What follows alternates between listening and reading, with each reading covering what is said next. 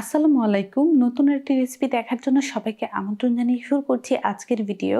আজ আমি আপনাদের সঙ্গে দুধ আর পাকা আম দিয়ে দারুণ মজার একটা পুডিংয়ের রেসিপি শেয়ার করব। আর অল্প সময়ে কিন্তু এই পুডিংটি বানিয়ে নেওয়া যায়, খেতেও ভীষণ মজা। তাহলে ভিডিওটি শুরু থেকে শেষ পর্যন্ত দেখতে থাকুন। দুধ আমের এই দারুণ ডেজার্টটা তৈরি করার জন্য আজকে আমি 2টা পাকা আম নিয়েছি। এখন এই আম দুটাকে আমরা কেটে নিব। এখানে একটা পাকা আম নিয়ে নিয়েছি। আমের মুখটা আমি কেটে বাদ দিয়ে দিচ্ছি। তারপর এভাবে স্লাইস করে নিব। এই স্লাইসটাকে ঠিক এভাবে করে দাগ কেটে নিচ্ছি। এই যে এভাবে করে স্লাইসটাকে আমি দাগ কেটে নিয়েছি। এখানে আমি একটা বাটি নিলাম। আর এখন আমের টুকরোগুলো আমি খোসা থেকে ছাড়িয়ে নিব। সবগুলো আম ঠিক এভাবে করে খোসা থেকে আলাদা করে নিচ্ছি। 2টা আমি এভাবে টুকরা করে নিলাম। নিয়ে নিলাম এখানে একটা ব্লেন্ডারের জার। তারপর ওই যে আমের টুকরোগুলো আছে, এখন এই ব্লেন্ডারের জারের মধ্যে দিয়ে দিব। ঝাড়ের ঢাকনাটা লাগিয়ে এটাকে ভালো করে ব্লেন্ড করে নিচ্ছি। আমগুলো ব্লেন্ড করে নিলাম। ঢাকনাটা খুলে দেখিয়ে দিচ্ছি কেমন পিউরি হয়েছে। আমের যেন একটা স্মুথ পিউরি হয় সেই দিকটা খেয়াল রাখবেন। এই যে দেখুন আমের পিউরিটা সুন্দর কিন্তু স্মুথ হয়েছে। আর যে আমের পিউরিটা আমি রেডি করেছিলাম সেটা আমার হাফ কাপ হয়েছে। নিয়ে নিলাম একটা ফ্রাই প্যান। তারপর 1 কাপ গরুর দুধ দিয়ে দিচ্ছি এই ফ্রাই প্যানের মধ্যে। দিয়ে দিচ্ছি 2 টেবিল চামচ পরিমাণ চিনি। সাথে দিয়ে দিচ্ছি 1 চা চামচ পরিমাণ আগার আগার পাউডার। দিয়ে দিব 2 টেবিল চামচ পরিমাণ গুঁড়া দুধ। একটা স্প্যাচুলা দিয়ে সব কিছু মিশিয়ে নিব। গুঁড়া দুধটা কিন্তু ভালো করে মিশিয়ে নিতে হবে। সব কিছু ভালো করে মিশিয়ে নিলাম। ফ্রাই প্যানটাকে চুলার মধ্যে বসিয়ে দিয়েছি। এখন চুলাটা অন করে দিব।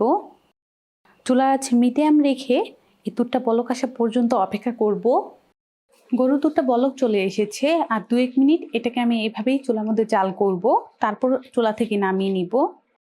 এই মিশ্রণটা আমি আরও 1-2 মিনিট জাল করেছি আর এটা আমাদের রেডি। এখন এটাকে আমি নামিয়ে নিচ্ছি। এখানে আমি একটা বাটি নিয়েছি আর এই বাটির মধ্যে এই মিশ্রণটাকে ঢেলে দিব।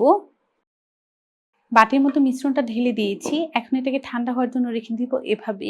আবারও এই ফ্রাই প্যানটা নিয়ে নিলাম আর এই ফ্রাই প্যানের মধ্যে 1.5 কাপ পরিমাণ গরুর দুধ দিয়ে দিচ্ছি। দিয়ে দিচ্ছি 1/4 কাপ চিনি। মিষ্টিটা আপনাদের পছন্দ অনুযায়ী কিন্তু বাড়িয়ে কমিয়ে নিতে পারবেন। দিয়ে দিচ্ছি 1.5 চা চামচ পরিমাণ আগার আগার পাউডার।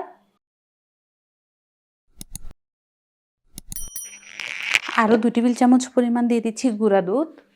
স্প্যাচুলা দিয়ে সব কিছু মিশিয়ে নিব। সব কিছু ভালো করে আমি মিশিয়ে নিলাম।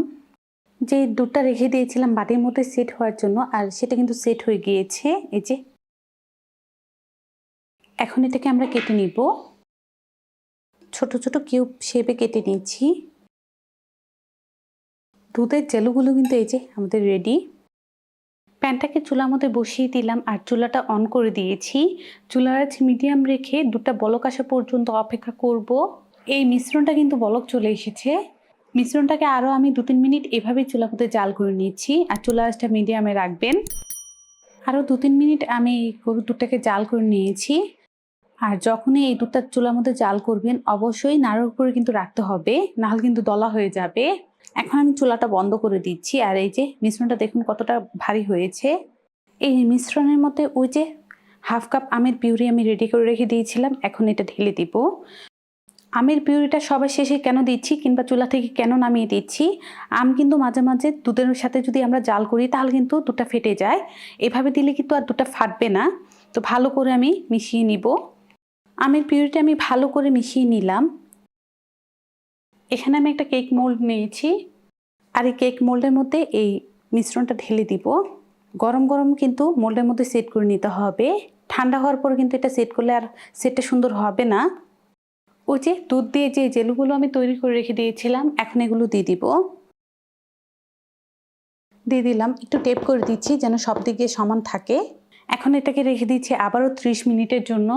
30 মিনিট এই পুডিংয়ের বাটিটাকে আমি সাইড করে রেখে দিয়েছিলাম আর এটা কিন্তু সেট হয়ে গিয়েছে। এখন আমি এটাকে আনমোল্ড করে নিব। একটা ছুরির সাহায্যে সাইডগুলো এভাবে লুজ করে দিচ্ছি। এই পুডিংটা ঠান্ডা ঠান্ডা খেতে কিন্তু ভীষণ মজা। সাইডগুলো আমি লুজ করে নিয়েছি। এখন এটাকে আনমোল্ড করে নিব। এই যে আনমোল্ড হয়ে গিয়েছে। পুডিংটা কেটে শেয়ার করছি কতটা পারফেক্ট হয়েছে। একটা ছুরির সাহায্যে আমি কেটে নিচ্ছি। আশা করছি এই ডেজার্টের রেসিপিটি আপনাদের পছন্দ হয়েছে। ভালো লাগলে অবশ্যই একটা লাইক দিবেন, চ্যানেলটাকে সাবস্ক্রাইব করবেন। সবাই ভালো থাকবেন, সুস্থ থাকবেন। আল্লাহ হাফেজ।